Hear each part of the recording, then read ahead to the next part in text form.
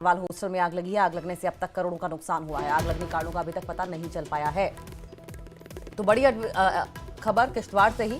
आमतौर पर पिछले कुछ महीनों में किश्तवाड़ में आग लगने की खबरें काफी ज्यादा देखने को मिली हैं और ऐसे में लगातार इस बात की अपील की जाती रही है स्थानीय लोगों से कि प्रॉम्प्ट एक्शन सरकार की ओर से, प्रशासन की ओर से लिया जाए, क्योंकि अगर दमकल का कोई भी इक्विपमेंट या दमकल की गाड़ी, दमकल के कर्मचारी समय रहते पहुंच जाते हैं फायर स्पॉट पर तो जल्द आग को बुझाया जा सकता है। लेकिन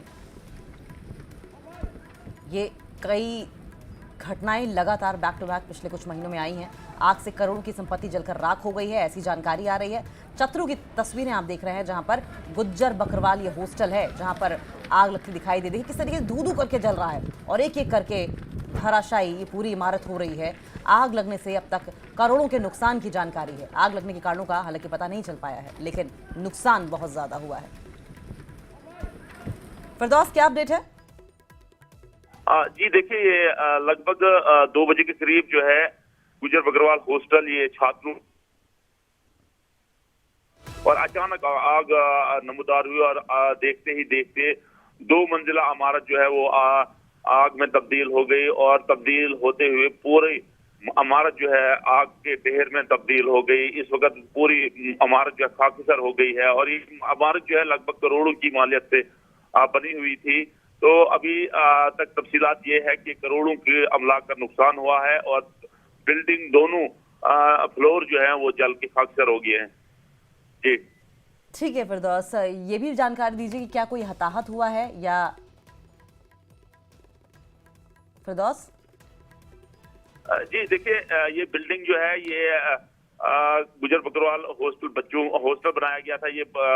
ये उन बच्चों के लिए बनाया गया था जो बच्चे फॉर फ्लंग एरियाज के थे, पहाड़ी क्षेत्र के रहने वाले बच्चे थे जो तालीम हासिल कर नहीं सकते थे, उन दूर दराज पहाड़ों से नहीं आ सकते थे और अपनी तालीम हासिल कर सकते थे। लेकिन गवर्नमेंट का एक इनिशिएटिव था कि इन बच्चों को हॉस्टल दिया जाएगा। इन बच्चों को जो है जो नियर बाई इनके कॉलेजेस हैं, स्कूल हैं, प्राइमरी स्कूल हैं, मिडिल स्कूल है, उनमें जो रखा जाएगा और उसके बाद ये अपनी तालीम को आगे बढ़ा सकेंगे, क्योंकि बहुत गरीब बच्चे हैं जो इस हॉस्टल में रह रहे थे। लेकिन आज जो है इनका आशियाना जो है जल के खाकसर हो गया है और ये बच्चे अब जो है किस तरह अपनी तालीम हासिल करेंगे। अब हम मजीद तफसीलात के लिए हम जो है डीसी किश्तवाड़ से भी राब्ता करके पूछेंगे कि अब ये बच्चे कहाँ रहेंगे, क्योंकि ये बिल्डिंग जो है करोड़ों की मालियत से बनी हुई थी, अब जल के खाकसर हो गई और अभी तक हमारे पास कोई ऐसी रिपोर्ट नहीं है कि इस बिल्डिंग के जलने से कोई जख्मी हुआ या कोई जानी नुकसान हुआ।